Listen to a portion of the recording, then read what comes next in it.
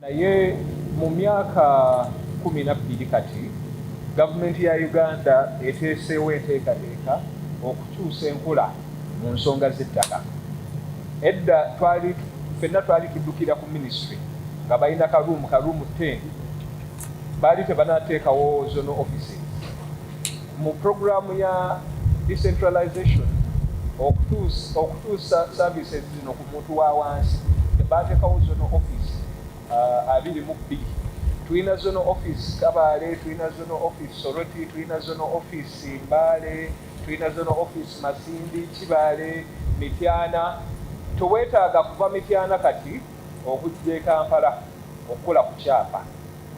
Ekyo kiraga nti gavumenti erina byekuze. Then system, you explain what it is, but tulina system enkola y'ekizungu omanye ensi egenda ekulaakulana. Tulina tekinologiya kati. Omuzungu yaleeta tekinologiya wadde sikiriza buli kimu omuzungu kyatukoledde, naye tekinologiya kati tugiina, ebyapa babikolera ku kompyuta. Edda baali bakozesa typewriter nga abafere baffe abamu Nasarodi yonna si abafere abamu abatuulayo nga balina typewriter ngeza gavumenti, naye kati nga mukulu Leni bwakonyeeko abadde atunyonnyola nti bakolera ku system. System eno bagireeta yanguye engeri gye tutambuzaamu emirimu gyaffe ku by'ebyapa. Ekyo kiyamba nnyo ku nsonga ya value gye tubadde twogerako. Now you're able to do business faster. Kyanguya, especially Minister ayogedde ku ba diaspora, bagenda kujja mu December n'agamotoka bakola transaction mu wiiki emu. Badde mbagamba ebintu bya ddiiru tubigende empola. So enteekateeka weeziri, naye ekibuuzo kiri nti is government doing enough? And the question is, whose government? Ssemateeka agamba government yemmwe. Government is actually the people, but when you look at it practically, the minister, the government, the president, ettaka lyammwe, land belongs to the people. Some of these are actually what? Ironies. Fine enteekateeka bazikoze, naye tukyayina kibbattaka. Tukyayina corruption, enguzi. Each corruption act has two people. Bw'awaayo sente, n'awo omukozi wa gavumenti. Unfortunately mu Uganda bwe tuba twogera ku corruption tutunuulira mukozi wa gavumenti yekka, naye gwe omuntu wa bulijjo ssemateeka ekukiriza okubeera n'ebintu by'enfuna ettaka n'eki. But these rights are not absolute. They come with duties. Tulina kutwala obuvunaanyizibwa. We shouldn't encourage some of these things. We are fighting corruption. If government is fighting corruption this side, gwe omuntu wa bulijjo okozeewo ki? Registra gundi atujjako sente nyingi akola kino akola naye sente ani azimuwa. So I also encourage the public, abantu ba bulijjo twekolemu omulimu. The fight against corruption also concerns us. It is two-way. But I'm going to request my brother Mr. Muchibi also in Luganda, please. Okugenda n'engula bbiriŋŋanya n'ennyaanya mu katale seetaaga kuba nti akatale mmanyi ebikakwatako. Bangamba Bugambi wali wansi waliwo akatale akatunda enva endiirwa n'enkyama n'endaba oba kyenjagala weekiri bwe kibaawo nenoonamu kyenjagala nensasula nenkola ki neŋŋenda mba mmaze ekindeese. Ettaka lya njawulo. Ettaka ddyo olina n'okumanya obwannannyini bwalyo. Litotuukawo obutuusi toga ali lino ndirabye kansasule. Nedda yenjawulo eriwo. Olina okunoonyereza obwannannyini bwalyo gye buzze buva okutuusa kwona liriko olwaki olwaleero aliguza.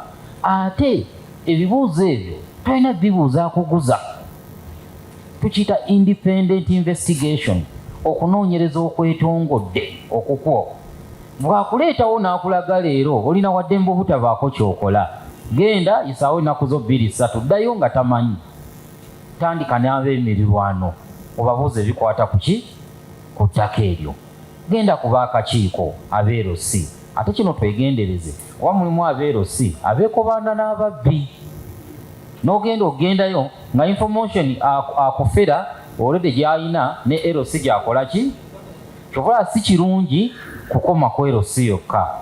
ne banneiba bonna bakole ki bayitemu weetegereze ng'omaze okukola ekyo ng'omaze okukakasa nti atirisi bye boogera byonna bikwatagana kwona atunda bye yagambye ddamu otuule neyatunda ono omugambe ekifo ekyo kyonguza nga nsiko nga ndabamu emmere eno ate baŋŋamba ya muntu muki mulala tokitwala ng'okusaaga bw'olaba emmere eyo eyinza okuba nga eyagisimbawo naye agamba ono yanguza ekibanja nannyini asooka okugamba tulina liizi so tolaba emmere nolowooza nti omusajja yalimu olusuku nga si lulwe emmere oba ogiraba gezaako okunoonyereza baani abagirimyemu era interest ki gye balina mu kifo kino mwe bakola ki mwe balimira osanzemu omusingi tegwasituka naye guli waki tolowooza nti oyo katemba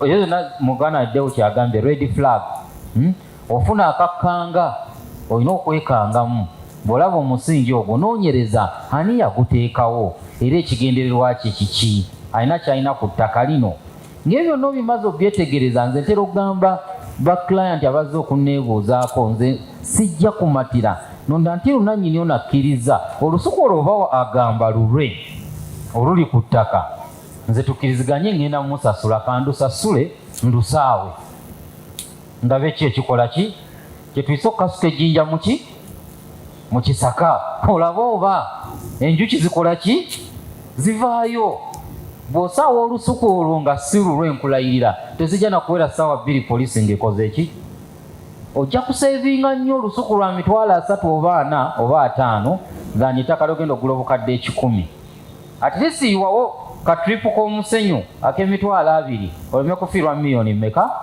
10 enduulu bwe zivaayo ogambe n'omusenyu gugwo ngukulekedde oba omusenyu gwange kangukole ki kangutwale naye ng'otaasiza obukadde obumeka tulina okuba nga ffe tusookerwako kati bino byonna mbyogera kuba oweekitiibwa omulamuzi yali ategeeza nti genda okole okunoonyereza ku ttaka obwannannyini n'ebiseera ebisinga abasinga tudduka mu land office ne tukebera kyapa ekyapa kiri mu mannya ge ndagaano ekaabye sente zisasuddwa enkya ogenda okulambula ettaka emiggo nga givaayo tolirinnya nako yensobi gye tukola ki so omusango gutegeeza nti sooka weekenneenye ground okakase nti yono omuntu akola ki anguza then oluvannyuma ojja kwetegereza n'empapula mu land office onemunira genda olabe endagamuntu abantu balina endagamuntu naye nga nfu nga munira tezikola ki naye gwe ogitunulako wano enyirira n'okusinga nira zeekola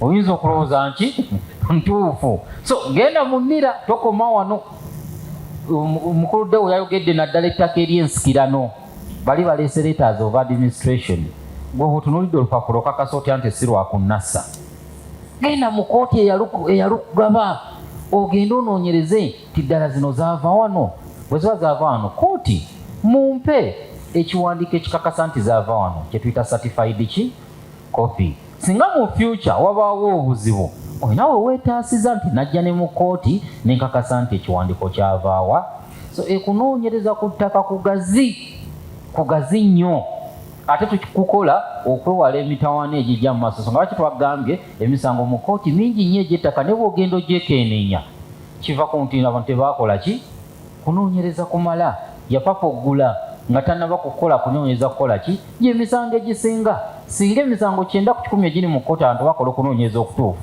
kooti zaali badde teziwoza na misango giwera ebitundu 2 ku 10 egy'ettaka nekiva kuba tupapa ate naddala ebintu bya layisi oli ettaka lya bukadde 5 naye oli akugamba atunda miliyoni 10 n'opapa ne bagagenda onyezeka diiru empitako bagaye twewale ki diiru so tubeere begendereza nnyo nga tugula ettaka terifaanana nga bye tugula mu katale webale nnyo mwami and investigate twongere nnyo tufube nnyo okwetegereza ensonga zino ate bw'oba osazeewo okugenda ku ground teweerabira abakugu twayogedde ku puliida ne twogera ku punta tulina bavaliwa architects abakuba ebizimbe go with these professionals then red flag endala ennaku zino ababbi tubamanyi bw'ogenda ku kyalo ne bakugamba kabongooli nedda